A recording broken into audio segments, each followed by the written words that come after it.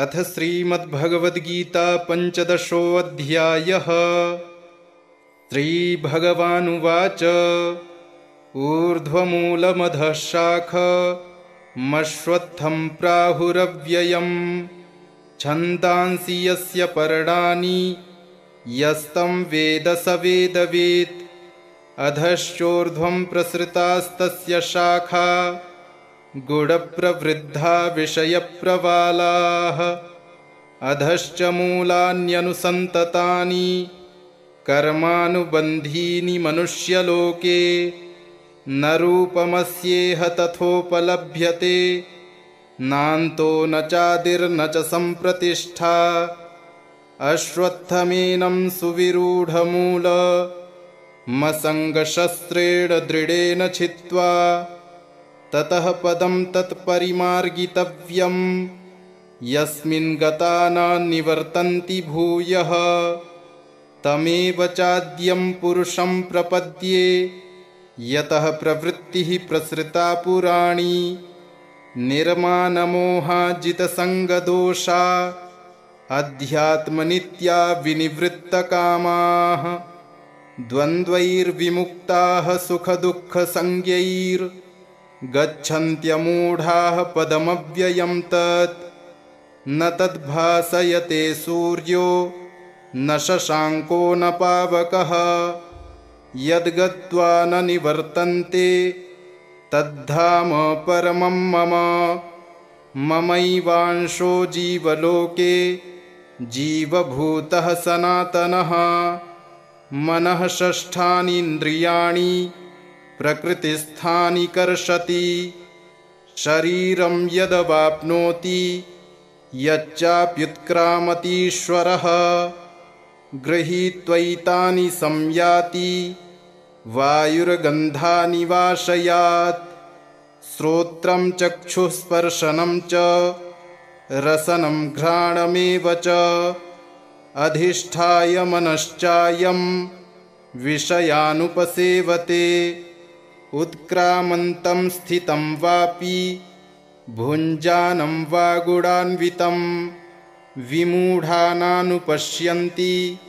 पश्यन्ति ज्ञानचक्षुषः यतन्तो योगिनश्चैनं पश्यन्त्यात्मन्यवस्थितं यतन्तोऽप्यकृतात्मानो नैनं पश्यन्त्यचेतसः यदादित्यगतं तेजो जगद्भासयतेऽखिलं यच्चन्द्रमसि यच्चाग्नौ तत्तेजो विद्धि मामकं गामाविश्य च भूतानि धारयाम्यहमोजसा पुष्णामि चौषधीः सर्वाः सोमो भूत्वा रसात्मकः अहं वैश्वानरो भूत्वा प्राणिनां देहमाश्रिताः प्राणापानसमायुक्तः पचाम्यन्नं चतुर्विधं सर्वस्य चाहं हृदि सन्निविष्टो मत्तः स्मृतिर्ज्ञानमपोहनं च वेदैश्च सर्वैरहमेव वेद्यो वेदान्तकृद्वेदविदेव चाहम् द्वाविमौ पुरुषौ लोके क्षरश्चाक्षर एव च क्षरः सर्वाणि भूतानि कूटस्थोऽक्षर उच्यते उत्तमः पुरुषत्वन्यः परमात्मेत्युदाहृतः यो लोकत्रयमाविश्य बिभर्तव्यय ईश्वरः यस्मात्क्षरमतीतोऽहमक्षरादपि चोत्तमः अतोऽस्मि लोके वेदे च प्रथितः पुरुषोत्तमः यो मामेव सम्मूढो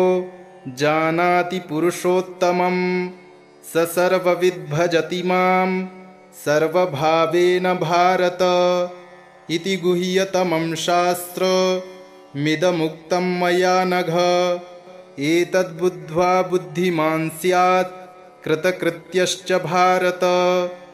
श्रीभगवानुवाच ऊर्ध्वमूलमधः शाख मश्वत्थं प्राहुरव्ययम् छन्दांसि यस्य पर्णानि यस्तं वेद स वेदवित् अधश्चोर्ध्वं प्रसृतास्तस्य शाखा गुणप्रवृद्धा विषयप्रवालाः अधश्च मूलान्यनुसन्ततानि कर्मानुबन्धीनि मनुष्यलोके न रूपमस्येह तथोपलभ्यते नान्तो न चादिर्न च सम्प्रतिष्ठा अश्वत्थमेनं सुविरूढमूलमसङ्गशस्त्रेण दृढेन छित्त्वा ततः पदं तत्परिमार्गितव्यं यस्मिन् गता न निवर्तन्ति भूयः तमेव चाद्यं पुरुषं प्रपद्ये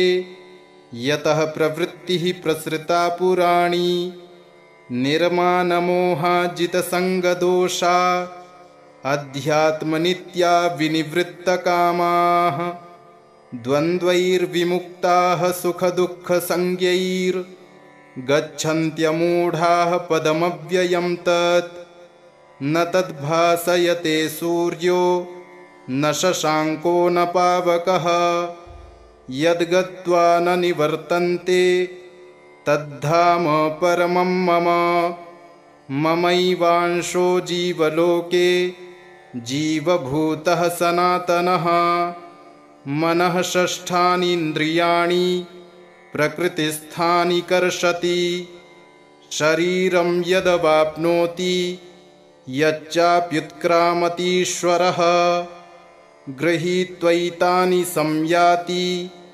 वायुर्गन्धानि वाशयात् श्रोत्रं चक्षुस्पर्शनं च रसनं घ्राणमेव च अधिष्ठाय मनश्चायं विषयानुपसेवते उत्क्रामन्तं स्थितं वापि भुञ्जानं वा गुणान्वितं विमूढानानुपश्यन्ति पश्यन्ति ज्ञानचक्षुषः यतन्तो योगिनश्चैनं पश्यन्त्यात्मन्यवस्थितं यतन्तोऽप्यकृतात्मानो नैनं पश्यन्त्यचेतसः यदादित्यगतं तेजो जगद्भासयतेऽखिलं यच्चन्द्रमसि यच्चाग्नौ तत्तेजो विद्धि मामकम् गामाविश्य च भूतानि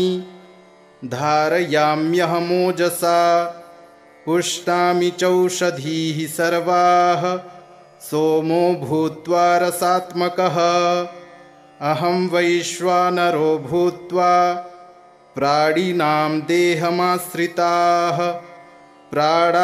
प्राणापानसमायुक्तः पचाम्यन्नं चतुर्विधं सर्वस्य चाहं हृदि सन्निविष्टो मत्तः स्मृतिर्ज्ञानमपोहनं च वेदैश्च सर्वैरहमेव वेद्यो वेदान्तकृद्वेदविदेव चाहं द्वाविमौ पुरुषौ लोके क्षरश्चाक्षर एव च क्षरः सर्वाणि भूतानि कूटस्थोऽक्षर उच्यते उत्तमः पुरुषत्वन्यः परमात्मेत्युदाहृतः यो लोकत्रयमाविश्य बिभर्तव्यय ईश्वरः यस्मात्क्षरमतीतोऽहमक्षरादपि चोत्तमः अतोऽस्मि लोके वेदे च प्रथितः पुरुषोत्तमः यो मामेव सम्मूढो जानाति पुरुषोत्तमं स सर्वविद्भजति मां सर्वभावेन भारत इति गुह्यतमं शास्त्रमिदमुक्तं मया नघ एतद्बुद्ध्वा बुद्धिमान् स्यात् कृतकृत्यश्च भारत श्रीभगवानुवाच ऊर्ध्वमूलमधः शाखमश्वत्थं प्राहुरव्ययम् छन्दांसि यस्य पर्णानि यस्तं वेद स वेदवित् अधश्चोर्ध्वं प्रसृतास्तस्य शाखा गुडप्रवृद्धा विषयप्रवालाः अधश्च मूलान्यनुसन्ततानि कर्मानुबन्धीनि मनुष्यलोके न रूपमस्येह तथोपलभ्यते नान्तो न चादिर्न च सम्प्रतिष्ठा अश्वत्थमेनं सुविरूढमूलमसङ्गशस्त्रेण दृढेन छित्त्वा ततः पदं तत्परिमार्गितव्यं यस्मिन् गता न निवर्तन्ति भूयः तमेव चाद्यं पुरुषं प्रपद्ये यतः प्रवृत्तिः प्रसृता पुराणी निर्मानमोहाजितसङ्गदोषा अध्यात्मनित्या विनिवृत्तकामाः द्वन्द्वैर्विमुक्ताः सुखदुःखसंज्ञैर्गच्छन्त्यमूढाः पदमव्ययं तत् न तद्भासयते सूर्यो न शशाङ्को न पावकः यद्गत्वा न निवर्तन्ते तद्धाम परमं मम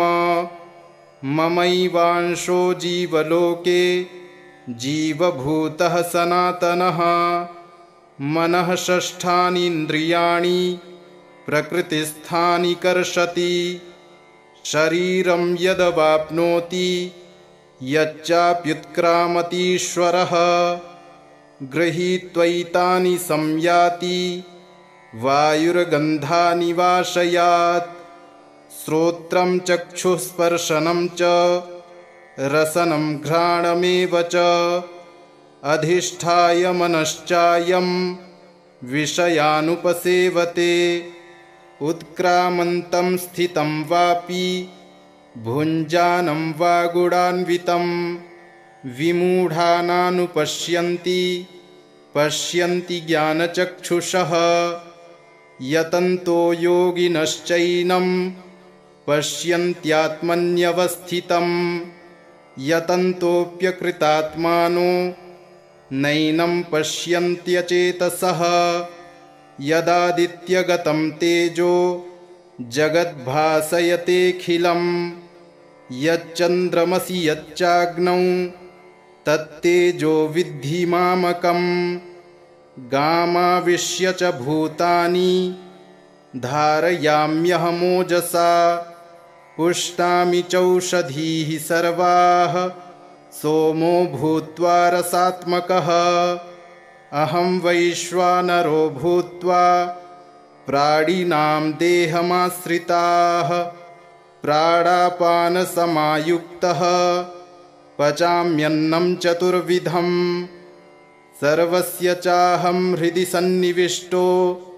मत्तः स्मृतिर्ज्ञानमपोहनं च वेदैश्च सर्वैरहमेव वेद्यो वेदान्तकृद्वेदविदेव चाहं द्वाविमौ पुरुषौ लोके क्षरश्चाक्षर एव च क्षरः सर्वाणि भूतानि कूटस्थोऽक्षर उच्यते उत्तमः पुरुषत्वन्यः परमात्मेत्युदाहृतः यो लोकत्रयमाविश्य बिभर्तव्यय ईश्वरः यस्मात्क्षरमतीतोऽहमक्षरादपि चोत्तमः अतोऽस्मि लोके वेदे च प्रथितः पुरुषोत्तमः यो मामेव सम्मूढो जानाति पुरुषोत्तमं स सर्वविद्भजति मां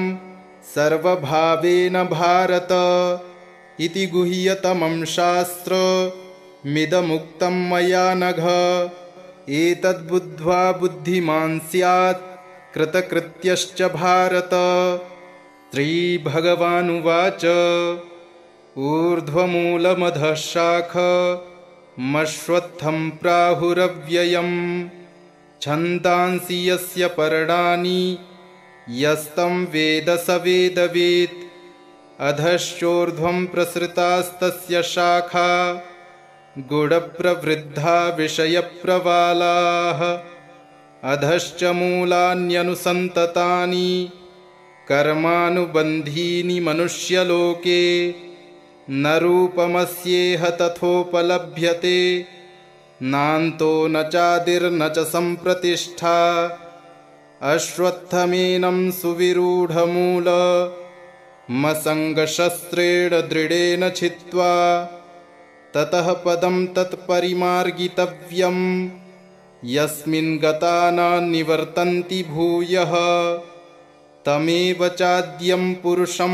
प्रपद्ये यतः प्रवृत्तिः प्रसृता पुराणी निर्मानमोहाजितसङ्गदोषा अध्यात्मनित्या विनिवृत्तकामाः द्वन्द्वैर्विमुक्ताः सुखदुःखसंज्ञैर्गच्छन्त्यमूढाः पदमव्ययं तत् न तद्भासयते सूर्यो न शशाङ्को न पावकः यद्गत्वा न निवर्तन्ते तद्धाम परमं मम ममैवांशो जीवलोके जीवभूतः सनातनः मनः षष्ठानीन्द्रियाणि प्रकृतिस्थानि कर्षति शरीरं यदवाप्नोति यच्चाप्युत्क्रामतीश्वरः गृहीत्वैतानि संयाति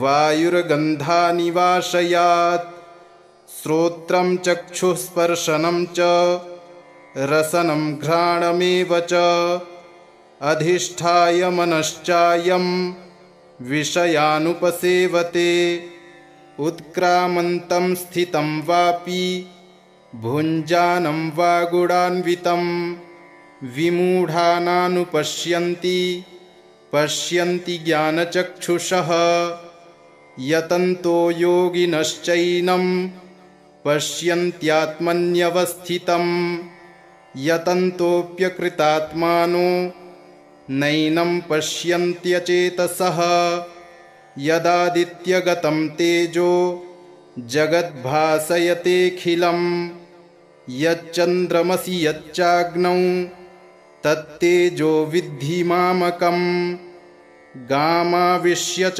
भूतानि धारयाम्यहमोजसा पुष्णामि चौषधीः सर्वाः सोमो भूत्वा रसात्मकः अहं वैश्वानरो भूत्वा प्राणिनां देहमाश्रिताः प्राणापानसमायुक्तः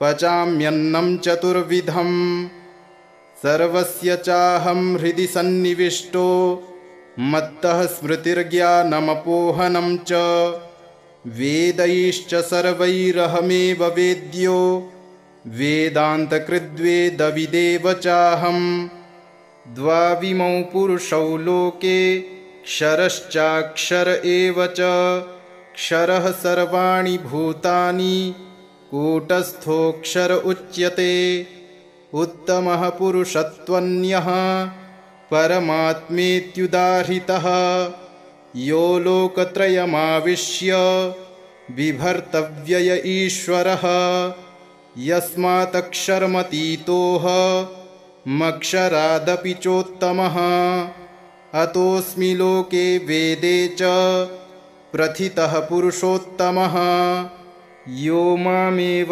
सम्मूढो जानाति पुरुषोत्तमं स सर्वविद्भजति मां सर्वभावेन भारत इति गुह्यतमं शास्त्रमिदमुक्तं मया नघ एतद्बुद्ध्वा बुद्धिमान् स्यात् कृतकृत्यश्च भारत।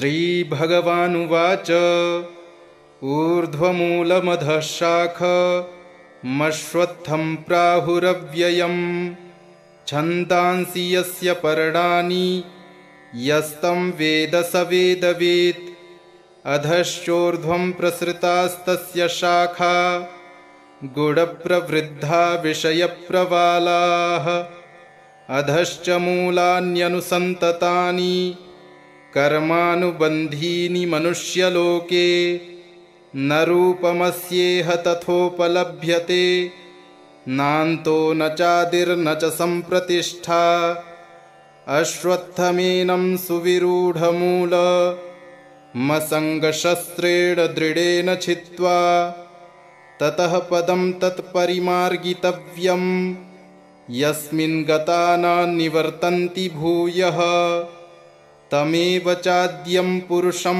प्रपद्ये यतः प्रवृत्तिः प्रसृता पुराणी निर्मानमोहाजितसङ्गदोषा अध्यात्मनित्या विनिवृत्तकामाः द्वन्द्वैर्विमुक्ताः सुखदुःखसंज्ञैर्गच्छन्त्यमूढाः पदमव्ययं तत् न तद्भासयते सूर्यो न शशाङ्को न पावकः यद्गत्वा न निवर्तन्ते तद्धाम परमं मम ममैवांशो जीवलोके जीवभूतः सनातनः मनः षष्ठानि इन्द्रियाणि प्रकृतिस्थानि कर्षति शरीरं यदवाप्नोति यच्चाप्युत्क्रामतीश्वरः गृहीत्वैतानि संयाति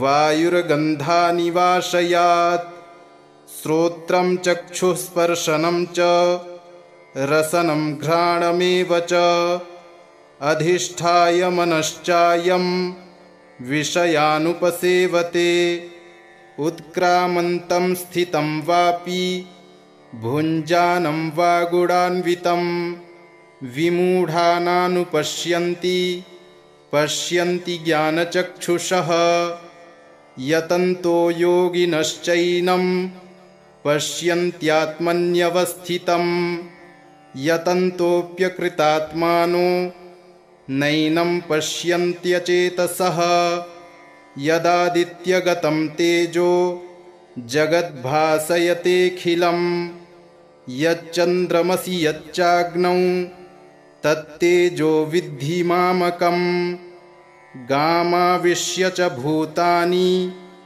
धारयाम्यहमोजसा पुष्णामि चौषधीः सर्वाः सोमो भूत्वा रसात्मकः अहं वैश्वानरो भूत्वा प्राणिनां देहमाश्रिताः प्राणापानसमायुक्तः पचाम्यन्नं चतुर्विधम् सर्वस्य चाहं हृदि सन्निविष्टो मत्तः स्मृतिर्ज्ञानमपोहनं च वेदैश्च सर्वैरहमेव वेद्यो वेदान्तकृद्वेदविदेव चाहं द्वाविमौ पुरुषौ लोके क्षरश्चाक्षर एव च क्षरः सर्वाणि भूतानि कूटस्थोऽक्षर उच्यते उत्तमः पुरुषत्वन्यः परमात्मेत्युदाहृतः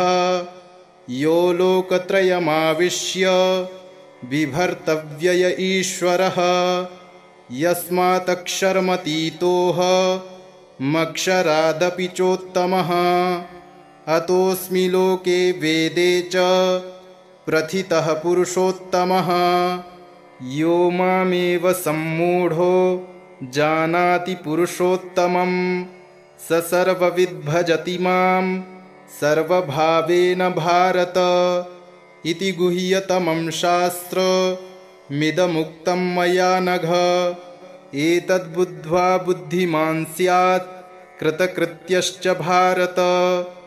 श्रीभगवानुवाच ऊर्ध्वमूलमधः शाखमश्वत्थं प्राहुरव्ययम् छन्दांसि यस्य पर्णानि यस्तं वेद स वेदवेत् अधश्चोर्ध्वं प्रसृतास्तस्य शाखा गुणप्रवृद्धा विषयप्रवालाः अधश्च मूलान्यनुसन्ततानि कर्मानुबन्धीनि मनुष्यलोके न रूपमस्येह तथोपलभ्यते नान्तो न चादिर्न च सम्प्रतिष्ठा अश्वत्थमेनं सुविरूढमूलमसङ्गशस्त्रेण दृढेन छित्त्वा ततः पदं तत्परिमार्गितव्यं यस्मिन् गता न निवर्तन्ति भूयः तमेव चाद्यं पुरुषं प्रपद्ये यतः प्रवृत्तिः प्रसृता पुराणी निर्मानमोहाजितसङ्गदोषा अध्यात्मनित्या विनिवृत्तकामाः द्वन्द्वैर्विमुक्ताः सुखदुःखसंज्ञैर्गच्छन्त्यमूढाः पदमव्ययं तत् न तद्भासयते सूर्यो न शशाङ्को न पावकः यद्गत्वा न निवर्तन्ते तद्धाम परमं मम ममैवांशो जीवलोके जीवभूतः सनातनः मनः षष्ठानीन्द्रियाणि प्रकृतिस्थानि कर्षति शरीरं यदवाप्नोति यच्चाप्युत्क्रामतीश्वरः गृहीत्वैतानि संयाति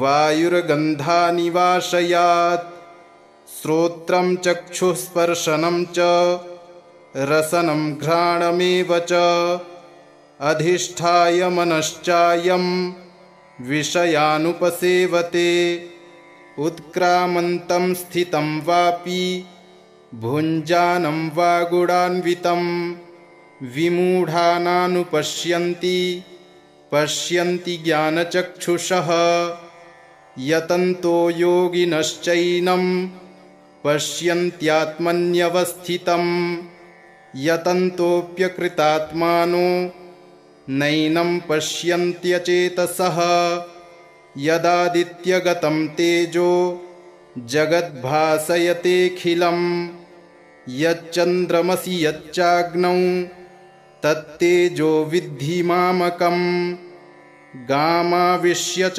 भूतानि धारयाम्यहमोजसा पुष्णामि चौषधीः सर्वाः सोमो भूत्वा रसात्मकः अहं वैश्वानरो भूत्वा प्राणिनां देहमाश्रिताः प्राणापानसमायुक्तः पचाम्यन्नं चतुर्विधं सर्वस्य चाहं हृदि सन्निविष्टो मत्तः स्मृतिर्ज्ञानमपोहनं च वेदैश्च सर्वैरहमेव वेद्यो वेदान्तकृद्वेदविदेव चाहं द्वाविमौ पुरुषौ लोके क्षरश्चाक्षर एव च क्षरः सर्वाणि भूतानि कूटस्थोऽक्षर उच्यते उत्तमः पुरुषत्वन्यः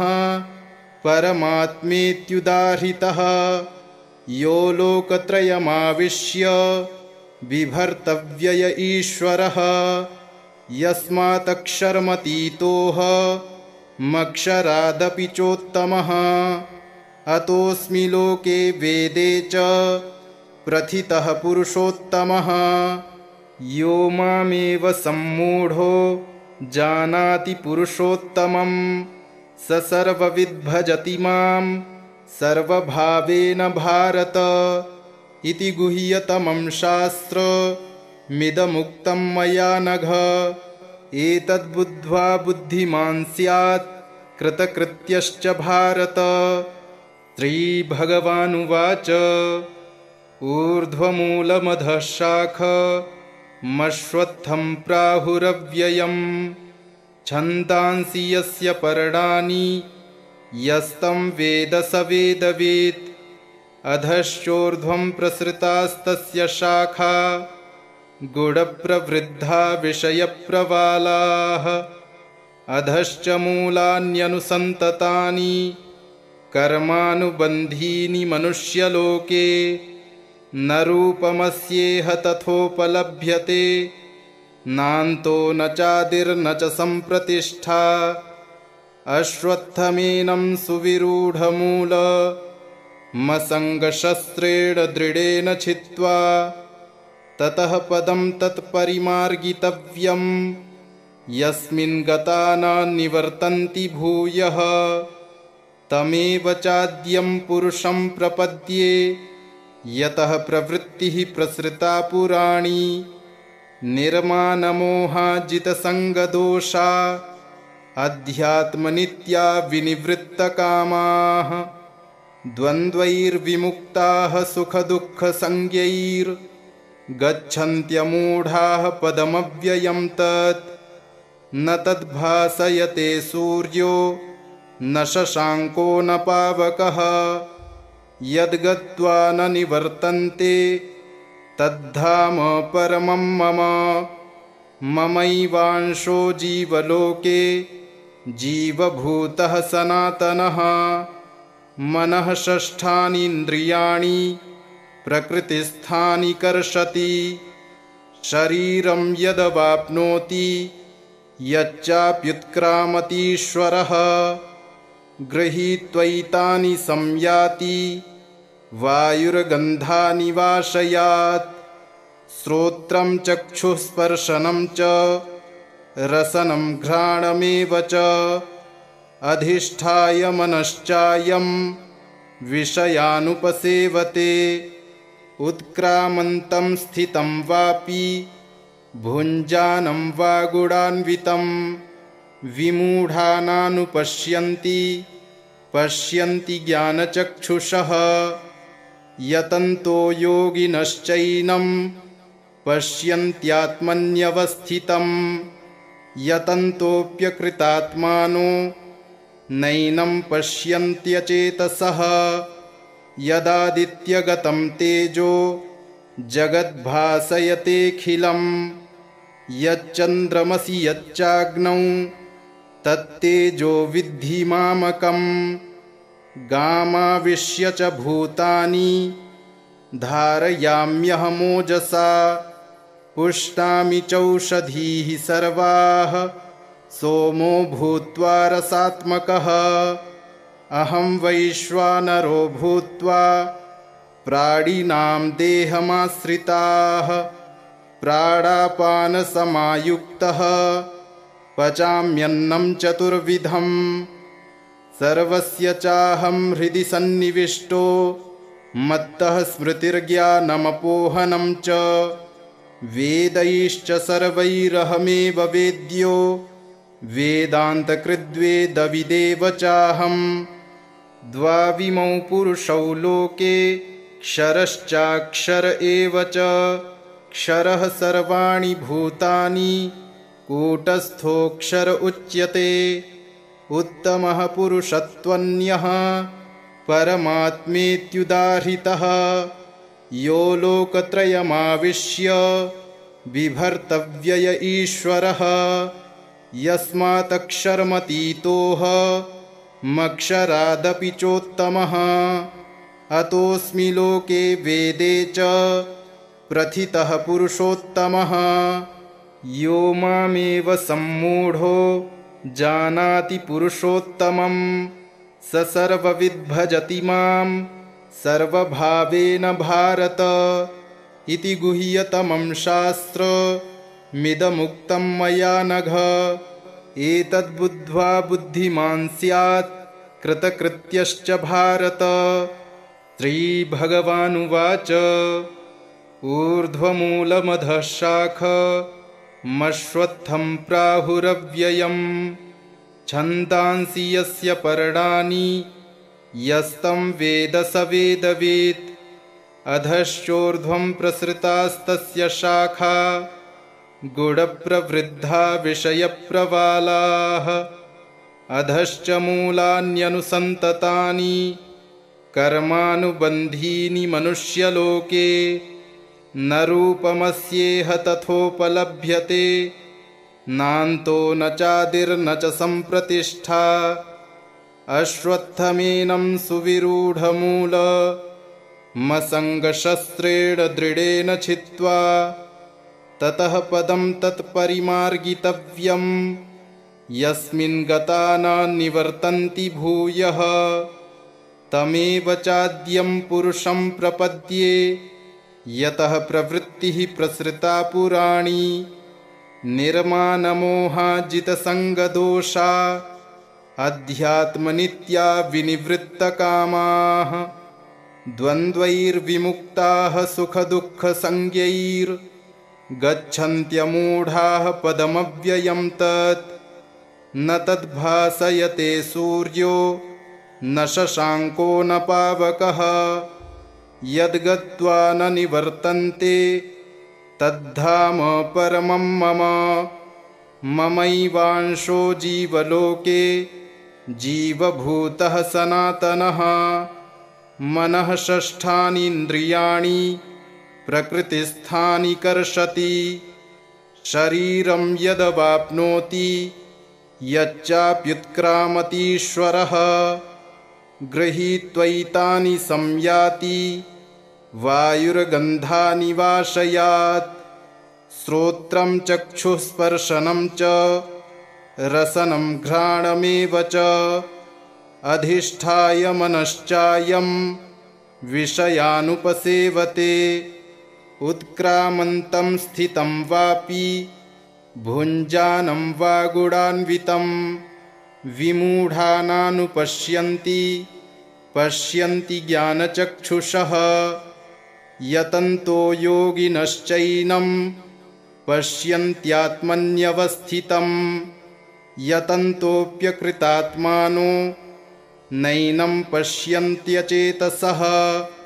यदादित्यगतं तेजो जगद्भासयतेऽखिलं यच्चन्द्रमसि यच्चाग्नौ तत्तेजो विद्धि मामकम्।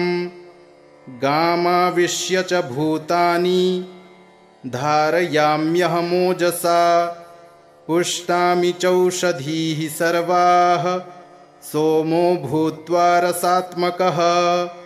अहं वैश्वानरो भूत्वा प्राणिनां देहमाश्रिताः प्राणापानसमायुक्तः पचाम्यन्नं चतुर्विधं।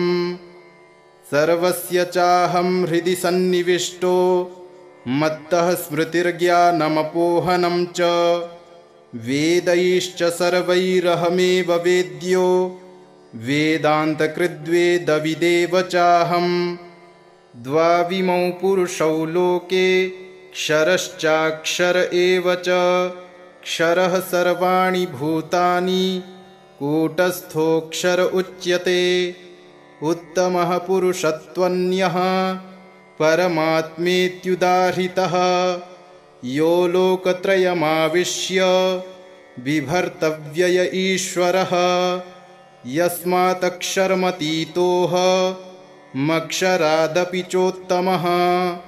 अतोऽस्मि लोके वेदे च प्रथितः पुरुषोत्तमः। यो मामेव सम्मूढो जानाति पुरुषोत्तमं स सर्वविद्भजति मां सर्वभावेन भारत। इति गुह्यतमं शास्त्रमिदमुक्तं मया नघ। एतद्बुद्ध्वा बुद्धिमान् स्यात् कृतकृत्यश्च भारत। श्रीभगवानुवाच ऊर्ध्वमूलमधः शाखमश्वत्थं प्राहुरव्ययम् छन्दांसि यस्य पर्णानि यस्तं वेद स वेदवित्। अधश्चोर्ध्वं प्रसृतास्तस्य शाखा गुणप्रवृद्धा विषयप्रवालाः। अधश्च मूलान्यनुसन्ततानि कर्मानुबन्धीनि मनुष्यलोके। न रूपमस्येह तथोपलभ्यते नान्तो न चादिर्न च सम्प्रतिष्ठा। अश्वत्थमेनं सुविरूढमूलमसङ्गशस्त्रेण दृढेन छित्त्वा ततः पदं तत्परिमार्गितव्यं यस्मिन् गता न निवर्तन्ति भूयः। तमेव चाद्यं पुरुषं प्रपद्ये यतः प्रवृत्तिः प्रसृता पुराणी। निर्मानमोहाजितसङ्गदोषा अध्यात्मनित्या विनिवृत्तकामाः। द्वन्द्वैर्विमुक्ताः सुखदुःखसंज्ञैर्गच्छन्त्यमूढाः पदमव्ययं तत्। न तद्भासयते सूर्यो न शशाङ्को न पावकः यद्गत्वा न निवर्तन्ते तद्धाम परमं मम। ममैवांशो जीवलोके जीवभूतः सनातनः। मनः षष्ठानीन्द्रियाणि प्रकृतिस्थानि कर्षति। शरीरं यदवाप्नोति यच्चाप्युत्क्रामतीश्वरः। गृहीत्वैतानि संयाति वायुर्गन्धानि वाशयात्। श्रोत्रं चक्षुस्पर्शनं च रसनं घ्राणमेव च अधिष्ठाय मनश्चायं विषयानुपसेवते। उत्क्रामन्तं स्थितं वापि भुञ्जानं वा गुणान्वितं विमूढानानुपश्यन्ति पश्यन्ति ज्ञानचक्षुषः। यतन्तो योगिनश्चैनं पश्यन्त्यात्मन्यवस्थितं यतन्तोऽप्यकृतात्मानो नैनं पश्यन्त्यचेतसः। यदादित्यगतं तेजो जगद्भासयतेऽखिलं यच्चन्द्रमसि यच्चाग्नौ तत्तेजो विद्धि मामकम्। गामाविश्य च भूतानि धारयाम्यहमोजसा पुष्णामि चौषधीः सर्वाः सोमो भूत्वा रसात्मकः। अहं वैश्वानरो भूत्वा प्राणिनां देहमाश्रिताः प्राणापानसमायुक्तः पचाम्यन्नं चतुर्विधम्। सर्वस्य चाहं हृदि सन्निविष्टो मत्तः स्मृतिर्ज्ञानमपोहनं च। वेदैश्च सर्वैरहमेव वेद्यो वेदान्तकृद्वेदविदेव चाहं। द्वाविमौ पुरुषौ लोके क्षरश्चाक्षर एव च। क्षरः सर्वाणि भूतानि कूटस्थोऽक्षर उच्यते। उत्तमः पुरुषत्वन्यः परमात्मेत्युदाहृतः। यो लोकत्रयमाविश्य बिभर्तव्यय ईश्वरः। यस्मात्क्षरमतीतोऽहमक्षरादपि चोत्तमः। अतोऽस्मि लोके वेदे च प्रथितः पुरुषोत्तमः। यो मामेव सम्मूढो जानाति पुरुषोत्तमं स सर्वविद्भजति मां सर्वभावेन भारत। इति गुह्यतमं शास्त्रमिदमुक्तं मया नघ। एतद्बुद्ध्वा बुद्धिमान् स्यात् कृतकृत्यश्च भारत। श्रीभगवानुवाच ऊर्ध्वमूलमधः शाखमश्वत्थं प्राहुरव्ययम्। छन्दांसि यस्य पर्णानि यस्तं वेद स वेदवित्। अधश्चोर्ध्वं प्रसृतास्तस्य शाखा गुणप्रवृद्धा विषयप्रवालाः। अधश्च मूलान्यनुसन्ततानि कर्मानुबन्धीनि मनुष्यलोके। न रूपमस्येह तथोपलभ्यते नान्तो न चादिर्न च सम्प्रतिष्ठा। अश्वत्थमेनं सुविरूढमूलमसङ्गशस्त्रेण दृढेन छित्त्वा ततः पदं तत्परिमार्गितव्यं यस्मिन् गता न निवर्तन्ति भूयः। तमेव चाद्यं पुरुषं प्रपद्ये यतः प्रवृत्तिः प्रसृता पुराणी। निर्मानमोहाजितसङ्गदोषा अध्यात्मनित्या विनिवृत्तकामाः। द्वन्द्वैर्विमुक्ताः सुखदुःखसंज्ञैर्गच्छन्त्यमूढाः पदमव्ययं तत्। न तद्भासयते सूर्यो न शशाङ्को न पावकः। यद्गत्वा न निवर्तन्ते तद्धाम परमं मम। ममैवांशो जीवलोके जीवभूतः सनातनः। मनः षष्ठानीन्द्रियाणि प्रकृतिस्थानि कर्षति। शरीरं यदवाप्नोति यच्चाप्युत्क्रामतीश्वरः गृहीत्वैतानि संयाति वायुर्गन्धानि वाशयात् श्रोत्रं चक्षुस्पर्शनं च रसनं घ्राणमेव च अधिष्ठाय मनश्चायं विषयानुपसेवते उत्क्रामन्तं स्थितं वापि भुञ्जानं वा गुणान्वितं विमूढानानुपश्यन्ति पश्यन्ति ज्ञानचक्षुषः यतन्तो योगिनश्चैनं पश्यन्त्यात्मन्यवस्थितं यतन्तोऽप्यकृतात्मानो नैनं पश्यन्त्यचेतसः यदादित्यगतं तेजो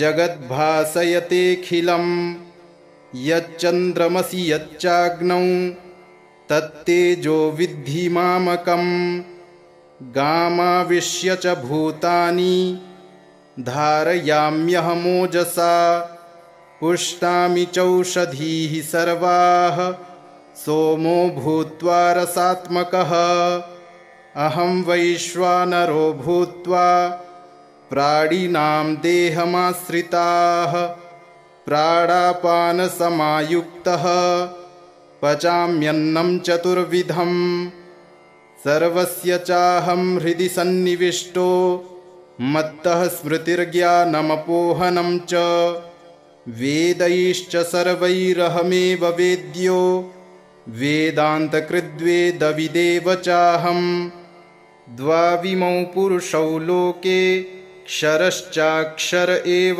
च क्षरः सर्वाणि भूतानि कूटस्थोऽक्षर उच्यते उत्तमः पुरुषत्वन्यः परमात्मेत्युदाहृतः यो लोकत्रयमाविश्य बिभर्तव्यय ईश्वरः यस्मात्क्षरमतीतोऽहमक्षरादपि चोत्तमः अतोऽस्मि लोके वेदे च प्रथितः पुरुषोत्तमः यो मामेव सम्मूढो जानाति पुरुषोत्तमं स सर्वविद्भजति मां सर्वभावेन भारत इति गुह्यतमं शास्त्रमिदमुक्तं मया नघ एतद्बुद्ध्वा बुद्धिमान् स्यात् कृतकृत्यश्च भारत।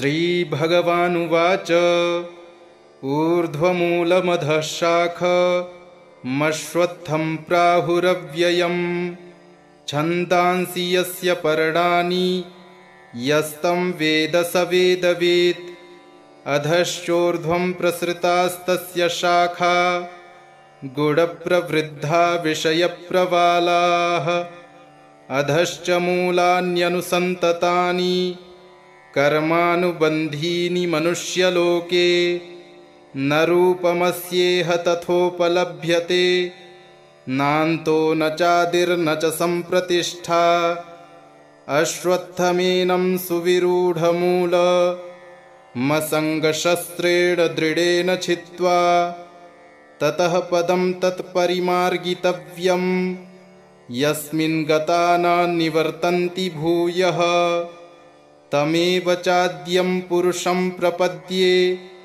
यतः प्रवृत्तिः प्रसृता पुराणी निर्मानमोहाजितसङ्गदोषा अध्यात्मनित्या विनिवृत्तकामाः द्वन्द्वैर्विमुक्ताः सुखदुःखसंज्ञैर्गच्छन्त्यमूढाः पदमव्ययं तत् न तद्भासयते सूर्यो न शशाङ्को न पावकः यद्गत्वा न निवर्तन्ते तद्धाम परमं मम ममैवांशो जीवलोके जीवभूतः सनातनः मनः षष्ठानीन्द्रियाणि प्रकृतिस्थानि कर्षति शरीरं यदवाप्नोति यच्चाप्युत्क्रामतीश्वरः गृहीत्वैतानि संयाति